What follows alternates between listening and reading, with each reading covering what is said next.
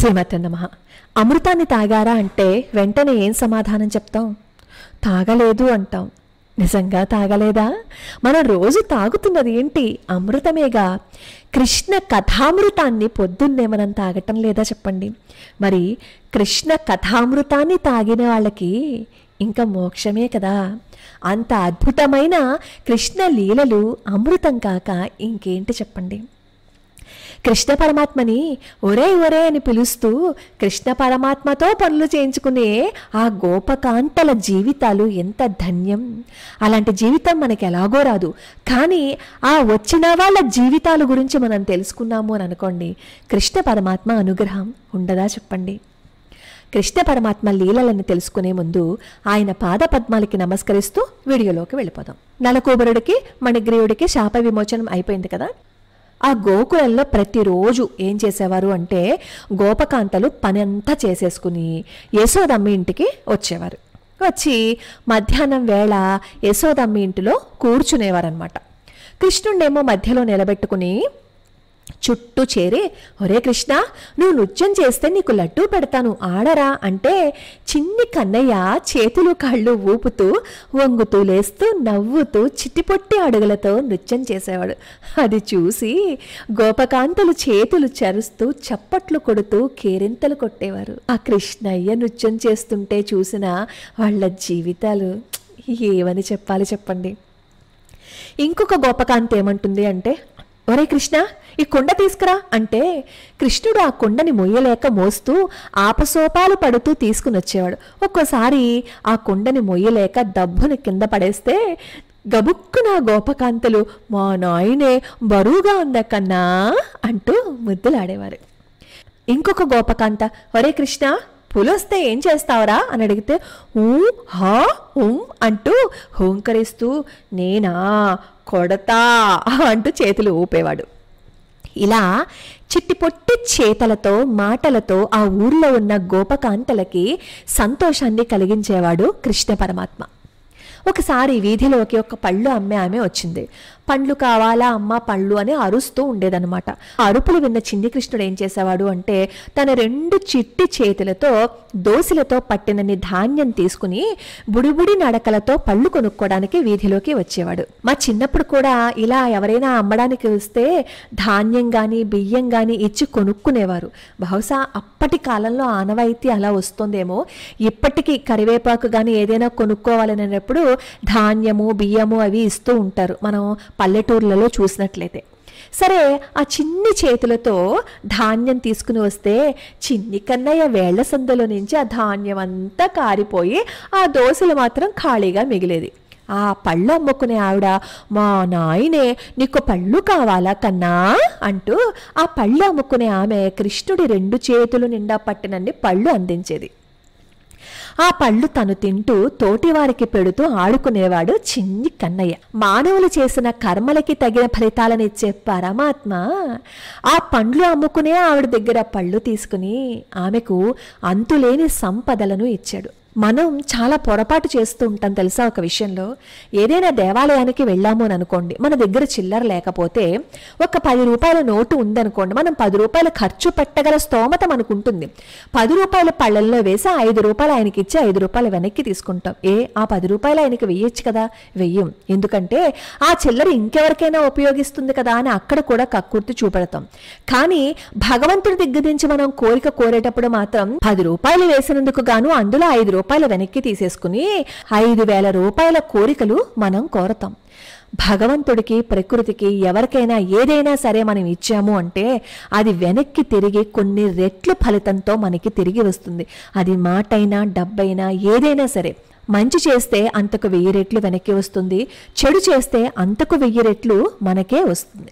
అది మనం గ్రహించుకుని దేవాలయానికి వెళ్ళినప్పుడు మనం ఏమాత్రం కక్కుర్తి పడకుండా ఆ దక్షిణ వేశాము అని అనుకోండి, భగవత్ కైంకర్యానికి ఇచ్చిన ప్రతి రూపాయి మనకి భగవంతుడి అనుగ్రహాన్ని ఇస్తుంది. ఇవ్వదు, భగవంతుడికి డబ్బులు వేస్తేనే అనుగ్రహం ఉంటుందా అని అనుకుంటే మన దగ్గర స్తోమత ఉన్నప్పుడు వేసే తీరాలి. ఒకరోజు సాయంత్రం యశోద, రోహిణి, బలరామకృష్ణులని అలాగే ఇంకా గోపబాలుని తీసుకుని యమునా నది దగ్గరికి వెళ్తారు. బలరామకృష్ణులు గోపబాలురు అందరూ ఇసుకలో ఆడుకుంటూ ఉంటారు. పొద్దుగూకిపోయింది. వీళ్ళ ఆటలు ఎంతకీ ఆగవే. రోహిణీదేవేమో యశోదని పిలిచి, యశోద ఇంకా వాళ్ళని పిలువు, వాళ్ళకి ఆటల్లో పడితే ఆకలి కూడా వేయటం లేదు, పాలు తాగుతారు అని చెప్తుంది రోహిణమ్మ.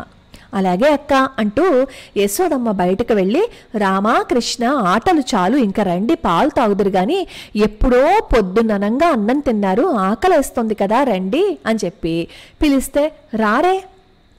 అప్పుడు యశోదమ్మ, ఒరేయ్ బలరామా, ఆ కృష్ణుని లాక్కునిరా, ఒరేయ్ రండిరా, మీ నాన్నగారు ఎదురు చూస్తున్నారురా, మీరు రాకపోతే ఆయన భోజనం చేయరు, రండమ్మా, పిల్లలు ఆలస్యం అయిపోతుంది కదా, ఒరే పిల్లలు మీరందరూ మీ ఇంటికి వెళ్ళిపోండి, అప్పుడు గాని కన్నయ్య రాడు, ఒరే కన్నయ్య లోపలికి రా, బువ్వ తిని మళ్ళీ బయటకొచ్చి ఆడుకుంది గాని అని చెప్పి యశోదమ్మ కృష్ణ పరమాత్మని బలరాముణ్ణి లోపలికి తీసుకుని వెళ్దాము అని అనుకునేది యశోదమ్మ. ఎంత కేకలు వేసినా ఎంత పిలిచినా వాళ్ళ ఆటలు మానలేదు. యశోదమ్మ పోయి కృష్ణుణ్ణేమో ఒక చేత్తో బలరాముణ్ణేమో ఇంకో చేత్తో పట్టుకుని, చూడండి మీ శరీరాలు ఎలా మట్టి కొట్టుకుపోయాయో, ఏం ఆటలురా బాబు ఇవి, ఇంతలా మట్టి పూసేసుకున్నారు, రండి స్నానం చేయండి, ఒరే కృష్ణ ఈరోజు నీ పుట్టిన నక్షత్రం, రా వచ్చి మీ నాన్నగారితో పాటు గోదానం చేద్దుగాని. ఇక్కడ మనం ఇంకో విషయం తెలుసుకోవాలి.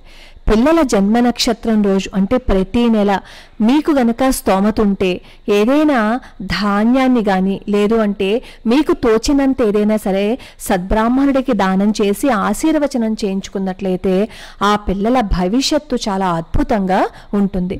నందుడు అలానే చేసేవాడు. చూడు నీ స్నేహితులందరూ ఇళ్ళకి వెళ్ళిపోయారు, స్నానాలు చేసి చక్కగా అలంకరించుకుని బువ్వ తింటున్నారు, నువ్వు రావా అని అంటే కృష్ణుడు బొంగమూతి వేసుకుని అలా కూర్చుని ఉంటే కృష్ణుడిని బలరాముణ్ణి ప్రేమగా 2 చేతులు పట్టుకుని ఇంటిలోకి లాక్కు వెళ్ళింది యశోదమ్మ. ఇద్దరికి స్నానాలు చేయించింది, ఉతికిన బట్టలు వేసింది, ఇద్దరిని కూర్చోబెట్టి వేడివేడి బువ్వ పెరుగు వెన్న వేసి బుజ్జిబుజ్జి కృష్ణుడికి బలరాముడికి తినిపించింది. అలా కృష్ణుడు బలరాముడు నందవ్రజంలో ఆనందంగా పెరుగుతున్నారు. బలరామకృష్ణులు ఇంకా తల్లి దగ్గర పాలు తాగుతూనే ఉన్నారన్నమాట. గోకులంలో అందరూ బలరామకృష్ణుల ఆటపాటలతో ఆనందిస్తూ ఉంటే నందుడి మనసులో మాత్రం వసుదేవుడి మాటలు గింగురమంటున్నాయి. ఏ వేళప్పుడు ఏ ఆపద వస్తుందో అని చెప్పాడు కదా, అలా ఏ వేళప్పుడు ఏ ఆపద ముంచుకొస్తుందో అని భయపడుతున్నాడు. ఆ సందర్భంలో నందుడు ఊరిలో ఉన్న పెద్దలందరినీ పిలిచి ఒక చిన్న సభ ఏర్పాటు చేసి ఊరిలో జరుగుతున్న ఈ ఉత్పాతాల గురించి చెప్పటం మొదలుపెట్టాడు. వాళ్ళల్లో ఉపనందుడు అనే ఒక వృద్ధ యాదవుడు చెప్తాడు, ఈ గోకులంలో జరుగుతున్న పరిణామాలను చూస్తూ ఉంటే మనం ఈ గోకులంలో ఉండడం అంత మంచిది కాదు, మన పిల్లలకి కూడా అంత క్షేమం కాదనిపిస్తోంది. రాముడు కృష్ణుడు ఇంకా గోకులంలో ఉన్న బాలులను చంపటానికి ఎన్నో ప్రయత్నాలు జరుగుతున్నాయి, అవన్నీ మనం చూస్తున్నాం కదా. కృష్ణుడు చిన్నగా ఉన్నప్పుడే రాక్షసి వచ్చి పాలిచ్చి చంపడానికి ప్రయత్నించింది. కృష్ణుడు బండి కింద పడుకుని ఉన్నప్పుడేమో బండి విరిగి పడింది. సుడిగాలి రూపంలో ఒక రాక్షసుడు వచ్చి కృష్ణుడిని చంపటానికి ప్రయత్నించాడు, అప్పుడు కూడా కృష్ణుణ్ణి దైవం కాపాడింది అని చెప్తున్నాడు. అని చెప్తూ మొన్నటికి మొన్నేమో 2 పెద్ద మద్ది చెట్లు అకారణంగా కూకటి వేళ్లతో సహా కూలిపోయాయి కదా, మన కృష్ణుడు దేవుడి దయ వల్ల బతికి బయటపడ్డాడు. ఇప్పటికి ఇవి జరిగాయి, ఇలాంటిదే ఇంకొకటి జరిగి కృష్ణుని ప్రాణాలు ఆపదలో పడకముందే మనం ఇక్కడి నుంచి వేరొక చోటకి వెళ్ళిపోదాము. ప్రతిసారి దేవుడు రక్షిస్తాడని అనుకోలేం కదా. ఇక్కడికి కొంచెం దూరంలో బృందావనము అనే వనం ఉంది, అక్కడికి వెళ్ళిపోతే మన ఆవులకి పశువులకి సమృద్ధిగా గడ్డి దొరుకుతుంది, ఆకులు మేత దొరుకుతుంది. ఆ ప్రాంతం ఎప్పుడూ చాలా అందంగా పచ్చని చెట్లతో పచ్చికతో కళకళలాడుతూ ఉంటుంది, మనకి ఏ ఇబ్బంది ఉండదు. మనందరం బయలుదేరి వెళ్ళిపోదాం. నా సలహా గనక మీకు నచ్చితే బండ్లు కట్టించండి. ముందేమో ఆవులను తొలుకుని కొంతమంది వెళ్తారు, తర్వాత ఏమో ఆడవాళ్ళేమో బళ్ళల్లో వెళ్తారు, ఆ వెనుకేమో రక్షణగా మనం అందరం నడిచి వెళ్దామని చెప్పి చెప్తాడు. ఆ ఉపనందుడి మాటలకి గ్రామస్తులందరూ సమర్థించారు. నందుడు కూడా ఉపనందుడు చెప్పిన మాటల్ని పాటించాలని అనుకుని అందరూ ప్రయాణ సన్నాహాలు ప్రారంభించారు. గోవుల్ని దూడల్ని ఎద్దుల్ని అన్నింటినీ ఒక చోట చేర్చారనమాట. ముసలివాళ్ళు స్త్రీలు బాలురు బళ్ళల్లోకి ఎక్కించారు. చూడండి అక్కడ కూడా ఎంత చక్కగా ఆలోచించారు. ముసలివాళ్ళు స్త్రీలు బాలురు వాళ్ళకి ఏ ఇబ్బంది కలగకుండా ముందు వాళ్ళని బళ్ళల్లోకి ఎక్కించేశారు. యువకులందరూ ఏం చేశారు? విల్లు అమ్ములు ధరించి వాళ్ళకి రక్షణగా నిలబడ్డారు. ఇంకొంతమంది ఏం చేశారు? కొమ్ము బూరలు ఊదుతూ ముందు నడిచారనమాట. వీళ్ళతో పాటుగా పురోహితులు కూడా వెళ్ళారు. ఎక్కడికైనా మనం ప్రయాణం చేసేటప్పుడు కానీ, అలానే ఏదైనా ఊరేగింపుగా బయటికి వెళ్ళేటప్పుడు కానీ మనం అర్చకుల ఆశీర్వచనాలు తీసుకుని వెళ్తే చాలా మంచిదనమాట. వీళ్ళు కూడా ఊరు విడిచి వెళ్లే ముందు పురోహితుల ఆశీర్వచనాలు తీసుకుని అప్పుడు బయలుదేరారు. గోపికా స్త్రీలందరూ చక్కటి దుస్తులు ధరించారు, ఆభరణాలు అవి ధరించి ఎడ్లు ఎక్కారు. యశోదమ్మ, రోహిణి, బలరాముడు, కృష్ణుడు ఒక బండిలో ఎక్కారు. అందరూ కొంత దూరం ప్రయాణం చేసి బృందావనం చేరుకున్నారనమాట. బృందావనం చేరి అక్కడ ఉన్న యమునా నది, పచ్చటి అడవులు చూసి ఎంతో సంతోషించారనమాట. క్రమక్రమంగా వాళ్ళు అక్కడ ఇళ్ళు నిర్మించుకుని చిన్న గ్రామంగా ఏర్పడ్డారు. ఇప్పుడు బలరాముడు, కృష్ణుడు కొంచెం పెద్దవాళ్ళు అయ్యారనమాట. పెద్దవాళ్ళంటే ఎంత? సుమారుగా 4 ఏళ్ళు అంతే, అంతకు మించి ఇంకేం కాదు. చిన్న చిన్నవి చెర్నాకోలలు తీసుకొని, ఆవు దూడలను తీసుకుని ఎంతో దూరం పోకుండా పక్కనే ఉన్న అడవిలోకి వెళ్ళి మేపుతూ ఉండేవారు ఆ వయసులో. ఆవు దూడలు కూడా చెంగు చెంగుమని ఎగురుతూ ఉంటే బలరాముడు, కృష్ణుడు ఇంకా వాళ్లతో పాటు ఉండే గోప బాలులతో కలిసి అడవికి మేతకు వెళ్తున్నాయి ఈ ఆవులు, అలాగే కృష్ణ పరమాత్మ, బలరాముడు. ఆవు దూడలేమో పచ్చిక మేస్తూ ఉంటే బలరామకృష్ణులు, గోపబాలుడు చెట్ల నీళ్లలో కూర్చుని వేణువులు ఊదుతూ ఉండేవారనమాట. చెట్లకి చిన్న చిన్న కాయలు ఉంటాయి కదా, రాళ్లతో కొట్టేవారు, గంతులు వేసేవారు, కోతి కొమ్మచ్చిలు ఆడుతూ ఉండేవారు, అల్లరి అల్లరి చేసేసేవారు. కొంతమంది ఏమో కుస్తీ పట్లు పట్టేవారు, ఇంకొంతమంది ఏమో పక్షులు, జంతువులు మాదిరిగా అరుస్తూ ఉండేవారనమాట.